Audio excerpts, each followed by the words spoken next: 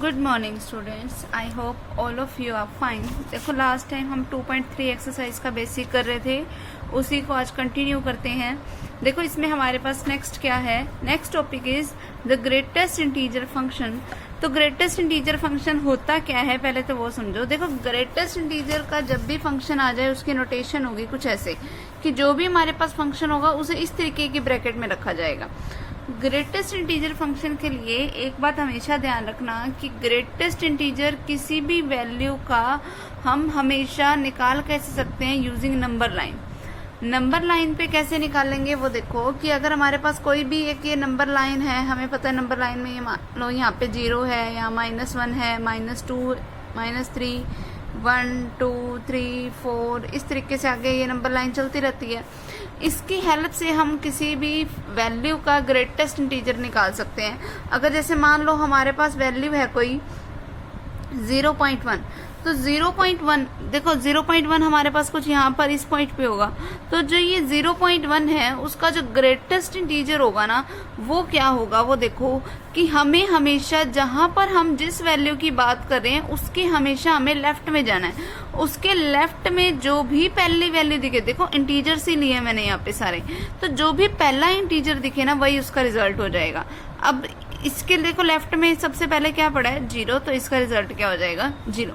अगर हमें बोल दिया कि मुझे ग्रेटेस्ट इंटीजर बताना है -2.1 का, तो देखो -2.1 क्या होगा, -2.1 कुछ यहाँ पर होएगा, ठीक है। अब इसके लेफ्ट में जाओ, इसके जब मैं लेफ्ट में गई तो सबसे पहला इंटीजर मुझे क्या दिखा -3, तो इसका रिजल्ट हो जाएगा -3। यही अगर मुझे ग्रेटेस्ट इंटीजर बताना होता 2.1 का तब क्या होता, देखो 2.1 यहाँ पर है कहीं, ठीक है। अब लेफ्ट में जाना है मुझे, लेफ्ट में सबसे पहली वैल्यू क्या दिखी मुझे 2 दिखी, तो 2.1 का ग्रेटेस्ट इंटीजर 2 आएगा। इस तरीके से मैं किसी भी वैल्यू का ग्रेटेस्ट इंटीजर जो है वो फाइंड आउट कर सकती हूँ, ठीक है। बस नंबर लाइन की हेल्प ले लेना, ठीक है। जो सबसे पहला इंटीजर देखे वही हमारा रिजल्ट हो जाएगा। फिर उसके बाद देखो नेक्स्ट क्या है, फ्रैक्शनल पार्ट फंक्शन। देखो फ्रैक्शनल पार्ट फंक्शन जो जनरल फॉर्मूला होता है इसका वो ये होता है कि अगर कोई फंक्शन ऐसी फॉर्म में है x minus greatest integer of x, अगर कोई फंक्शन ऐसी फॉर्म में है तो उसे बोला जाता है फ्रैक्शनल पार्ट फंक्शन। वैसे ये हमारे सिलेबस में है नहीं, वैसे ये जनरली है हमारे पास। और फिर अगला होता है हमारे पास फंक्शन सिंगरम फंक्शन। सिंगरम फंक्शन क्या होता है वो देखो, इसको हम साइन फंक्शन भी बोलते हैं। इसमें देखो होता क्या है कि हम x की कोई मर्जी वैल्यू ले लें, कि अगर हमने x की कोई वैल्यू ग्रेटर देन 0 ली है तो उसका रिजल्ट हमेशा 1 आएगा। अगर मैंने x की वैल्यू 0 के इक्वल ली है तो उसका रिजल्ट 0 आएगा। अगर x की वैल्यू मैंने 0 से छोटी ली है तो उसका रिजल्ट हमेशा -1 आएगा। अगर ऐसा किसी केस में पॉसिबल है, या अगर मुझे उसने डायरेक्ट बोल दिया सिंगनम फंक्शन है, तो सिंगनम फंक्शन का वो साइन हमेशा ऐसे दे देगा कि fx is equals to signum of x, ठीक है। ऐसा कुछ लिखा हुआ दे देगा, तो हमें पता होगा हमेशा ही कि x की वैल्यू अगर तुमने 0 से बड़ी रख दी तो मतलब फंक्शन की वैल्यू हमेशा 1 होगी। अगर x की वैल्यू 0 रख दी तो फंक्शन की वैल्यू 0 होगी। अगर x की वैल्यू 0 से लेस रख दी तो फंक्शन की वैल्यू क्या होगी, -1, ठीक है। इसे हम बोलते हैं सिग्नम फंक्शन। उसके बाद देखो नेक्स्ट क्या है, पावर फंक्शन। पावर फंक्शन क्या होगा, देखो हमारे पास वही बात है कि जिस फंक्शन की कोई ना कोई पावर होगी उसे पावर फंक्शन बोलते हैं। ये हमने उनके ग्राफ बना रखे हैं, मतलब अगर y इक्वल्स टू कोई x के टाइप का है फंक्शन, x की वैल्यू पुट करो तो y की अलग अलग वैल्यूज आती जाएंगी, तो उनको हमने सिर्फ ग्राफ पे शो कर रखा है। क्लियर, ये हो जाएगा हमारे पास क्या, पावर फंक्शन। अब देखो हम इसकी एक्सरसाइज के सम स्टार्ट करते हैं। क्या है हमारे पास, देखो फर्स्ट सम, देखो first sum is let n be the set of natural number and the relation r be defined on natural number such that r is equals to xy for all y is equals to 2x where x and y both belongs to natural numbers. कि हमें ना कोई n जो है वो एक set of natural numbers दे रखे हैं और उन नेचुरल नंबर्स में से मुझे कोई एक रिलेशन डिफाइन करना है। रिलेशन जो है वो मैंने किस तरीके से डिफाइन करना है कि y जो है वो किसके इक्वल है, f ऑफ x के इक्वल है। देखो y f ऑफ x के इक्वल है और साथ में वो फंक्शन किसके इक्वल है, 2x के, ठीक है। अब मुझे ये रिलेशन डिफाइन करना है कोई, जो ये मुझे रिलेशन डिफाइन करना है, इसमें मुझे एक्स और वाई दोनों किस में से लेने हैं, नेचुरल नंबर से लेने हैं। फिर हमने इसमें पूछा क्या गया, वो देखो डोमेन बतानी है, what is the domain, codomain and range of R की ये जो रिलेशन है उसकी डोमेन क्या होगी, कोडोमेन क्या होगी और रेंज क्या होगी। फिर हमसे पूछा है कि is this relation a function, कि क्या ये जो रिलेशन है वो फंक्शन है या नहीं है।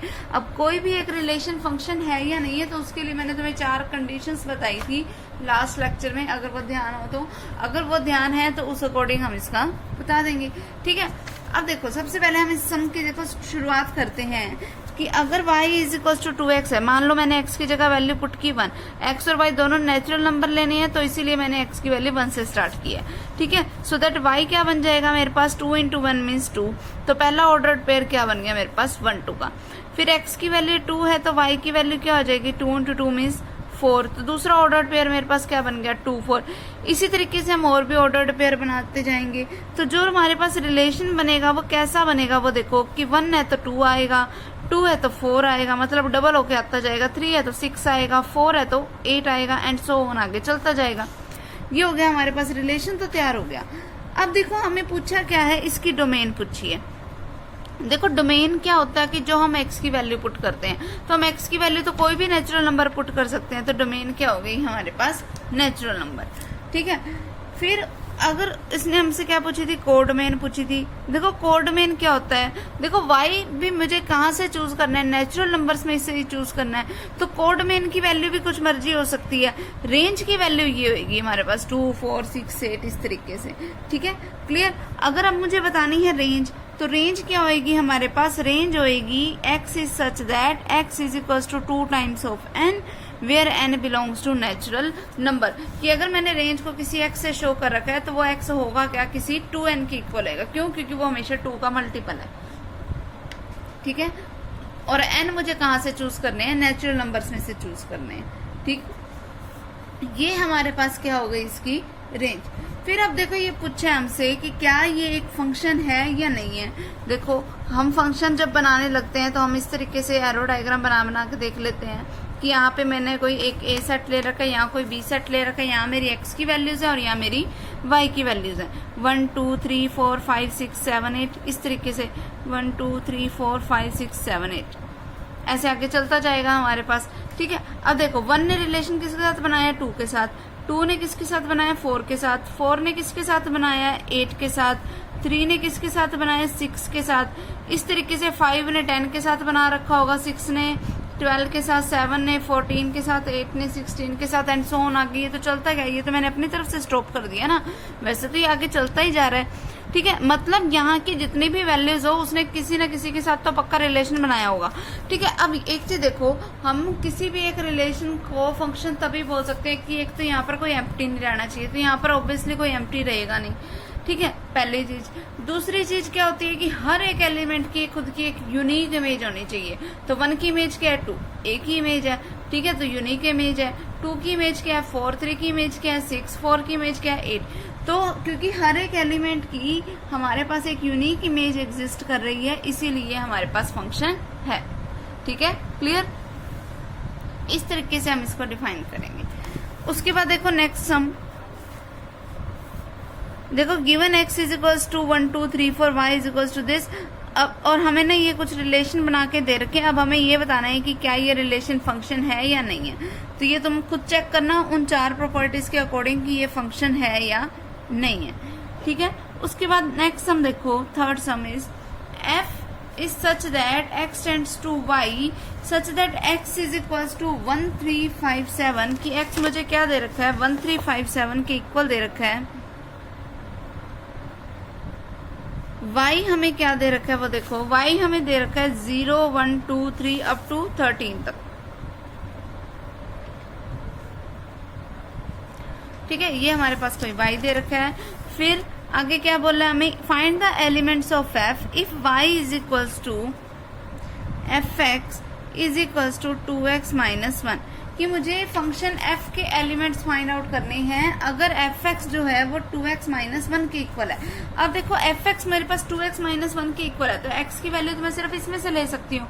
तो क्या बनेगा, जब हमारे पास x की वैल्यू 1 है तो y क्या बनेगा, 2 इंटू 1 माइनस 1, अब देखो 2 इंटू 1 क्या होता है 2, माइनस में क्या आएगा 1, 2 माइनस 1 क्या हो गया 1। फिर जब x की वैल्यू मैं क्या पुट करूंगी 3, x की वैल्यू 3 पुट की तो y क्या बन गया मेरे पास 2 इंटू 3 माइनस 1 यानी कि 6 माइनस 1 तो क्या बन गया 5।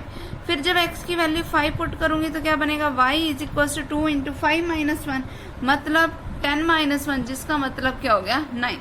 जहां पर भी ये जो वैल्यूज आ रही हैं वो इस y से बाहर निकलने लग जाए तब हम उसको वहीं स्टॉप कर देंगे, ठीक है। x की वैल्यू 7 रखनी है मुझे तो y क्या बन गया 2 इंटू 7 माइनस 1 मीन्स 14 माइनस 1 जिसका मतलब क्या होगा 30, ठीक है। तो ये हमारे पास इसके पेयर्स बन गए क्या कि जब x की वैल्यू 1 है तो y की वैल्यू 1 है, जब x की वैल्यू 3 है तो y की वैल्यू 5 है, जब x की वैल्यू 5 है तो y की वैल्यू 9, जब 7 है तो वैल्यू 30। तो ये हमारे पास क्या हो गया f, ठीक है। यही पूछा था हमसे, क्लियर, ये इसका रिजल्ट हो गया। उसके बाद नेक्स्ट देखो, नेक्स्ट सम क्या है हमारे पास, let f be the function defined by the rule this, find the value of f of 2, f of -1, f of a and f of 1। ये वैल्यूज मुझे निकालनी है। देखो जब हमें इस तरीके से कोई फंक्शन डिफाइन करके दे रखा हो तो अब हमें देखो ये वैल्यूज निकालनी कैसे है वो देखो सबसे पहले हमें ये फंक्शन f(x) क्या दे रखा है 4x² प्लस 2x माइनस 3 ये दे रखा है। मुझे वैल्यू किसकी बतानी है f ऑफ 2 की, तो बस x की जगह पे 2 लगा दो हर जगह पे, तो जो रिजल्ट आएगा वो मेरे पास f ऑफ 2 की वैल्यू हो जाएगी। फिर मुझे वैल्यू बतानी है f ऑफ -1 की, जब मैं x की जगह पे -1 लगा दूंगी तो जो रिजल्ट आएगा वो मेरे पास f ऑफ -1 का रिजल्ट हो जाएगा। फिर मुझे वैल्यू बतानी है f ऑफ a की, जब मैं हर जगह x की जगह पे a लगा दूंगी तो वो जो रिजल्ट बनेगा वो मेरे पास f ऑफ a का रिजल्ट होएगा। फिर मुझे वैल्यू देखो किसकी बतानी है f ऑफ 1, ये अलग चीज है वो देखो ये कैसे निकालना है मुझे। सबसे पहले अंदर वाला क्या है मेरे पास f ऑफ 1, यहाँ मेरे पास f ऑफ x दे रखा है तो पहला तो मैं f ऑफ 1 निकालती हूँ कि वो क्या आएगा। जहां जहां x है वहां 1 लगा दो, ठीक है। तो क्या बन गया 4 इंटू 1 का स्क्वायर प्लस 2 इंटू 1 माइनस में 3, so that f of 1 is equal to 1 का स्क्वायर क्या होता है 1 इंटू 4 4, फिर 2 इंटू 1 क्या होता है 2 माइनस में क्या पड़ा है 3। अब देखो 4 प्लस 2 क्या हो गया 6 माइनस 3 मीन्स 3, तो f ऑफ 1 की वैल्यू क्या आ गई मेरे पास 3। अब देखो मुझे वैल्यू किसकी बतानी है f ऑफ 1 की, मतलब मुझे वैल्यू बतानी है f ऑफ, इस वाले f का एज इट इज रखा, f ऑफ 1 का क्या रिजल्ट निकाला मैंने अभी 3, तो वो मैंने यहाँ क्या रख दिया अब 3। f ऑफ 1 का भी रिजल्ट मैंने 3 निकाला ना, तो वो मैंने यहाँ पुट कर दिया। तो f ऑफ 3 निकालना मुझे, तो फंक्शन हमारे पास ये था, तो जहां x है वहां पर अब क्या पुट कर दो 3, तो ये क्या बन गया 4 इंटू 3 का स्क्वायर प्लस 2 इंटू 3 माइनस में 3 का स्क्वायर क्या होता है 9 इंटू 4 मीन्स 36 प्लस में 2 इंटू 3 मीन्स 6 माइनस में 3, तो क्या बन गया ये, इसको सोल्व करोगे तो क्या बनेगा हमारे पास रिजल्ट इसका 39। तो f ऑफ 1 का रिजल्ट क्या आ गया मेरे पास 39, क्लियर, ये हमारे पास इसका रिजल्ट हो गया। अब देखो नेक्स्ट सम, देखो a कोई सेट दे रखा है हमें, b भी कोई सेट दे रखा है, फिर f ऑफ x भी हमें दे रखा है, फिर उसने f के एलिमेंट्स पूछे हैं। ये तो सेम ऐसे ही थर्ड सम जैसा ही है, ये अपने आप करना। फिर देखो आगे क्या है हमारे पास, next sum is let f is equals to 1 1 2 3 0 -1 -1 -3 be a linear function from z to z, find the value of fx। तो fx की क्या वैल्यू होगी वो मुझे बतानी है। देखो सबसे पहले जो मुझे f दे रखा है वो क्या है, f दे रखा है मुझे 1 1, फिर 2 3, फिर 0 और -1, फिर -1 और -3, ये दे रखा है मुझे f, ठीक है। अब मुझे ये बताना है कि f ऑफ x क्या होगा, ये बताना है। देखो जब x की वैल्यू 1 है तो y की वैल्यू 1 है, जब x की वैल्यू 2 है तो y की वैल्यू 3 है, जब x की वैल्यू 0 है तो y की वैल्यू क्या है -1। तो हमें ये दे रखा है कि f ना वैसे तो कोई एक लीनियर फंक्शन है, जब f ऑफ x एक लीनियर फंक्शन है, एक लीनियर फंक्शन को तो मैं जनरली ऐसे लिख सकती हूँ that fx is equal to ax plus b, यही होती है हमारे पास लीनियर फंक्शन की जनरल फॉर्म। अब देखो पहला ऑर्डर्ड पेयर क्या है, पहला ऑर्डर्ड पेयर है 1 1, मीन्स एफ एक्स की वैल्यू 1 आती है कब, जब मैं एक्स की जगह पे क्या पुट करती हूँ 1। तो एफ एक्स की जगह 1 पुट करो, ए इंटू में एक्स की जगह पे भी 1 पुट करो, और प्लस में क्या पड़ा है बी, यानी कि ए प्लस बी किसके इक्वल है 1 के इक्वेशन नंबर फर्स्ट।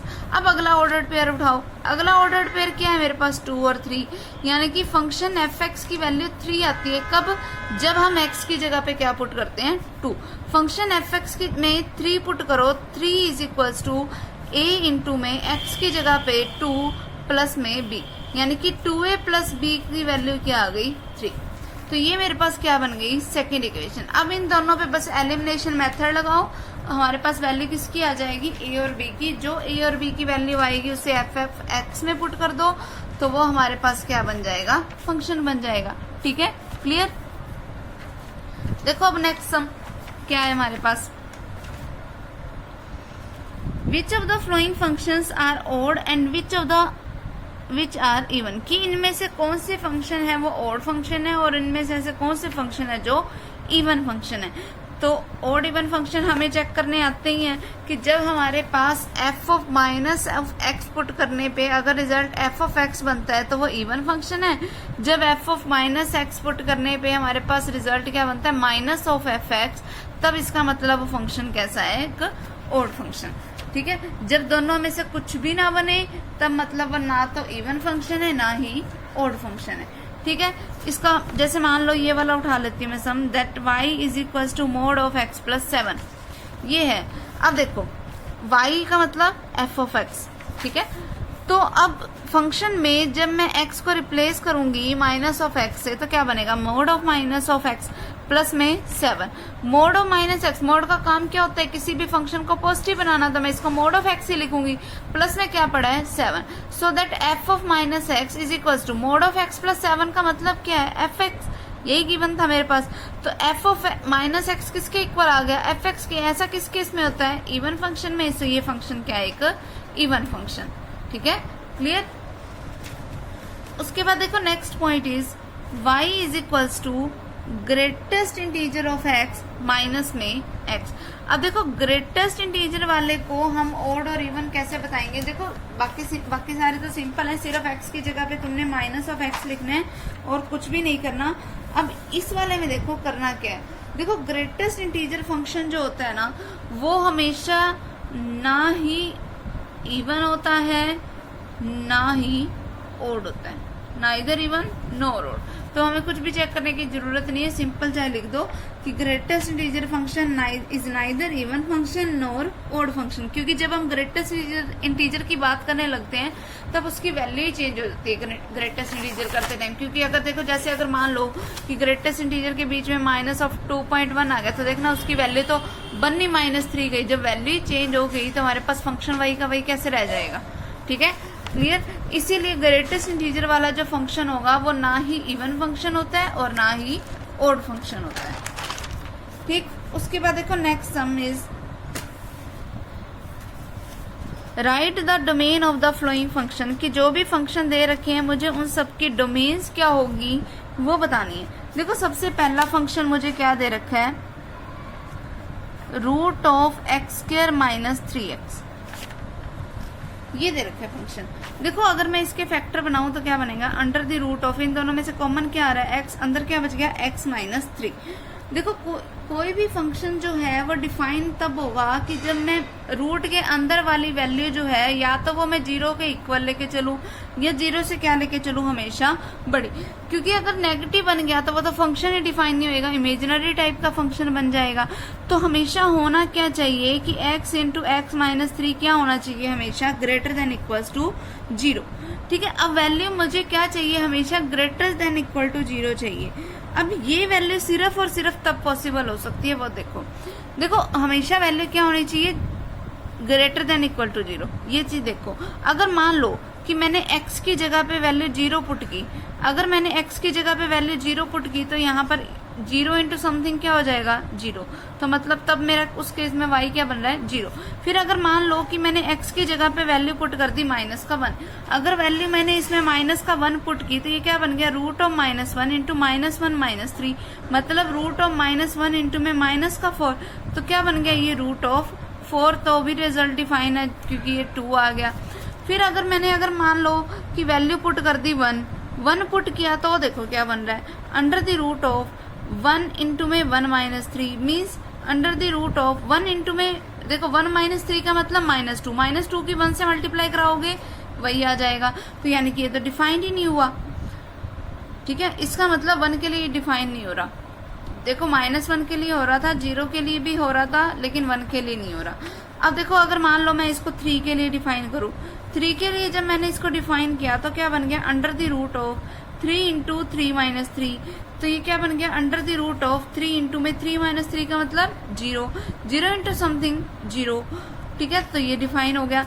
इसका मतलब ये हो रहा है हमारे पास कि जब भी मैं वैल्यू 0 से बड़ी पुट करके देख रही हूँ तब हमारे पास फंक्शन डिफाइन नहीं है, 3 से छोटी पुट करके देख रही हूँ तब भी हमारे पास फंक्शन डिफाइन नहीं है।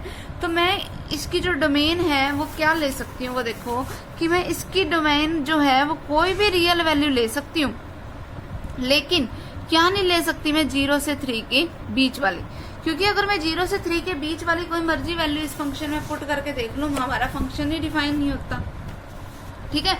यहाँ पर मैंने ओपन ब्रैकेट का यूज क्यों किया है, वो इसलिए किया है क्योंकि 0 से 3 के बीच की वैल्यू के लिए फंक्शन डिफाइन नहीं हो रहा, लेकिन 0 और 3 दोनों के लिए फंक्शन डिफाइन हो रहा था। तो मैंने इसीलिए यहाँ ओपन ब्रैकेट का यूज किया, मतलब कि 0 और 3 को मैंने इसमें इंक्लूड नहीं किया, ठीक है। तो इसकी डोमेन कोई भी रियल नंबर हो सकती है सिवाय किसके, 0 और 3 के, ठीक है। तो इस तरीके से हमने ये रूट वाले सम करेंगे। उसके बाद देखो ये वाला मॉडुलस वाला देख लो कैसे करना है। देखो हमें क्या बोल रखा है, that y is equal to modulus of x minus 5 upon में x माइनस 5। तो जो ये मॉडुलस वाले होंगे वो हमें कैसे करने हैं, देखो हमारे पास जब भी हमारे पास ऐसे डिवाइड वाला आ जाए ना, तो एक चीज ध्यान रखना कि जो डिनोमिनेटर है ना वो कभी 0 के इक्वल नहीं होना चाहिए। क्यों? क्योंकि अगर ये 0 के इक्वल बन गया तब हमारे पास फंक्शन की वैल्यू कैसे बन जाएगी, कोई ऊपर कोई क्वांटिटी और नीचे क्या बन गया 0, मतलब इनफाइनाइट टाइप की फॉर्म बन जाएगी। तो मतलब ये कभी 0 नहीं होना चाहिए। अब देखो ये 0 होता कब है कि जब x माइनस 5 0 के इक्वल कब होएगा, वो देखो कि जब x किसके इक्वल हो 5 के। अगर मतलब मैं x की जगह पे 5 पुट कर दूं तो इसका डिनोमिनेटर क्या बन जाएगा, 0 बन जाएगा। तो वो हमारे पास बनना नहीं चाहिए। तो मतलब मैं इसकी जो डोमेन है वहां पर कोई भी रियल वैल्यू पुट कर सकती हूँ सिवाय किसके, 5 के, ठीक है। क्योंकि अगर 5 पुट कर दिया तो 0 बन जाएगा। तो मैं कोई भी रियल वैल्यू पुट कर सकती हूँ सिवाय 5 के। क्लियर? उसके बाद अगला देखो क्या है हमारे पास। देखो ये वाला भी ऐसे ही है कि हमारा डिनोमिनेटर 0 नहीं बनना चाहिए। सेम यहाँ पर भी यही वाला केस है कि हमारा डिनोमिनेटर 0 नहीं बनना चाहिए, ठीक है। बाकी हमारे पास कोई भी वैल्यूज इसमें हम पुट कर सकते हैं। क्लियर? तो आज के लिए इतना बहुत है। हम 8 तक के इसके सम करेंगे, बाकी के सम हम अपने नेक्स्ट